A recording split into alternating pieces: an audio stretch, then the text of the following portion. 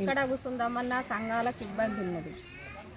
ఇక్కడ ఇంద్రమ్మ భవన్ కడతామంటే అంటున్నారు.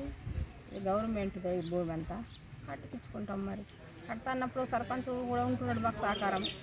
అక్కడ నుంచి శాంక్షన్ కూడా అయినాయి ఇవ్వాలి. నడమల ఇది చేస్తున్నారు. గవర్నమెంట్ భూమే కదా, గవర్నమెంట్దే కదా ఈ భూమి. మరి కడతా అన్నప్పుడు మాకు కూడా మంచిగా ఉంటాయి కదా, అక్కడికి ఆన్సర్లు వస్తున్నాయి కదా. ఊరోళ్ళు సహకరిస్తే మంచిగా ఉంటుంది కదా. మరి వాళ్ళ ఇంట్లో కూడా మహిళలు ఉన్నారు కదా, వాళ్ళ ఇంట్లో మహిళలు ఉన్నారు, మహిళా సంఘంలో ఉన్నోళ్ళే కదా, వాళ్ళకు కూడా ఇబ్బందిగా ఉండదు కదా. ఇక్కడ సైడ్ వాళ్ళకి ఇక్కడ మంచిగా ఉంటుంది కదా. అంతా కొట్లాడేదంతా అంతే. ఇక్కడ మహిళలకు సంబంధించింది ఇక్కడ అవుతుంది. ఆడ ఉన్నది ఆడ బ్రహ్మంగారి గుడి కాడ, అక్కడ వాళ్ళకి అక్కడ మంచిగా ఉంటుందని మేము దానిలాట అంతే. వచ్చింది దాన్ని ఎంటుకోగట్టుకున్నాడు అన్నట్టు గట్లా. ఆ మహిళా భవన్ ఇప్పుడు దుర్గమాత కాడకు పోయి పెట్టుకుంటాము, మంచిగా ఉంటాము, షెడ్డగా ఉంటాము. దేవుడి దగ్గరకు పోయి పెట్టుకున్న పద్ధతి కాదు కదా.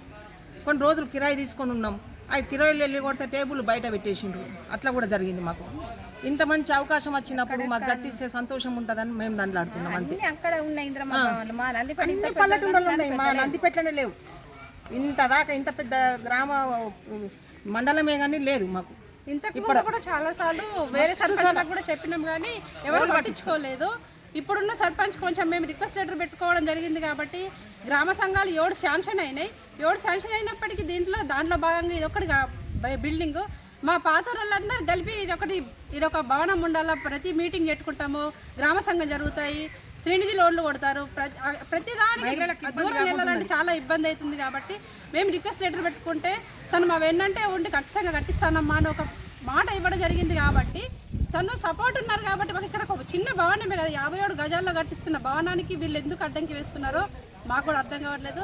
సర్పంచ్ అన్న సహకారం వెన్నంటే ఖచ్చితంగా ఉంటాము. తను ముందుకుండి ఖచ్చితంగా కట్టియాలని మేము ఖచ్చితంగా అన్నకి కోరుకుంటున్నాము. ఇక్కడ మరి వాటర్ షెడ్ ఉన్నది, మన కషీర్ ఉన్నది, ఇవన్నీ లేంగా మహిళలకు ఒక చిన్న భవనం ఉంటే తప్పేంటి? ప్రతి ఒక్కసారి దిగుతాము, ఎక్కుతాము, లీడర్లం మారుతాము, కొత్తోళ్ళం అవుతాం, పాతోళ్ళు దిగిపోతారు. ప్రతి ఒక్కళ్ళము మహిళా భవన్కు రావాల్సిందే, కూర్చుండవలసిందే, సభ వినవలసిందే, కట్టే డబ్బులు కట్టవలసిందే. 7 దాకా అంటే 6 దాకా మాట్లాడతాం.